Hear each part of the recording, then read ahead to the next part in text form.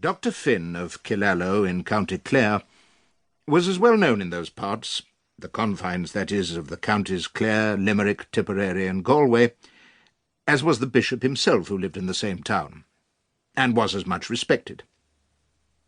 Many said that the doctor was the richer man of the two, and the practice of his profession was extended over almost as wide a district.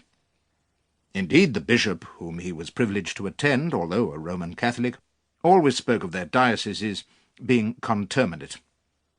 It will therefore be understood that Dr. Finn, Malachi Finn was his full name, had obtained a wide reputation as a country practitioner in the west of Ireland. And he was a man sufficiently well-to-do, though that boast made by his friends that he was as warm a man as the bishop had but little truth to support it. Bishops in Ireland, if they live at home, even in these days, are very warm men, and Dr. Finn had not a penny in the world for which he had not worked hard. He had, moreover, a costly family, 5 daughters and 1 son, and at the time of which we are speaking, no provision in the way of marriage or profession had been made for any of them. Of the one son, Phineas, the hero of the following pages, the mother and 5 sisters were very proud. The doctor was accustomed to say that his goose was as good as any other man's goose, as far as he could see as yet, but that he should like some very strong evidence before he allowed himself to express an opinion that the young bird partook in any degree of the qualities of a swan, from which it may be gathered that Dr. Finn was a man of common sense. Phineas had come to be a swan in the estimation of his mother and sisters by reason of certain early successes at college.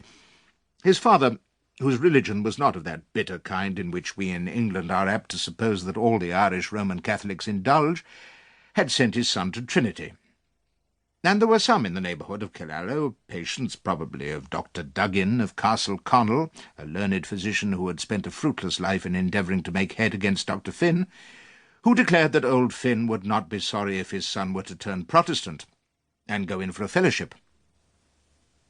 Mrs. Finn was a Protestant, and the 5 Miss Finns were Protestants, and the doctor himself was very much given to dining out among his Protestant friends on a Friday. Our Phineas, however, did not turn Protestant up in Dublin, whatever his father's secret wishes on that subject may have been. He did join a debating society, to success in which his religion was no bar, and he there achieved a sort of distinction which was both easy and pleasant, and which, making its way down to Killaloe, assisted in engendering those ideas as to swanhood of which maternal and sisterly minds are so sweetly susceptible. "I know 6 old windbags at the present moment," said the doctor, "who were great fellows at debating clubs when they were boys." "Phineas is not a boy any longer," said Mrs. Finn. "And windbags don't get college scholarships," said Matilda Finn, the second daughter. "But papa always snubs Finny," said Barbara, the youngest.